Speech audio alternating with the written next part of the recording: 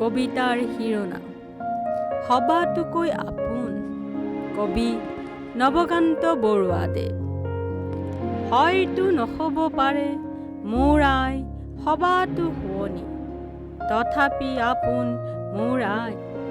গছ লতা ফুলে ভৰা এইখন ধুনীয়া ধৰণী, তেৱে মোক দিলেহি চিনাই।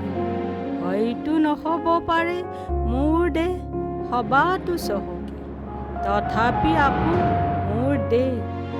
ইয়াৰ নগৰ গাঁও জান জুৰি প্ৰাণৰ চিনাকি, যাৰ নাই মহিমাৰ শেষ। হয়তো নহ'ব পাৰে মোৰ ভাষা সবাতো, তথাপি আপোন এই ভাষা।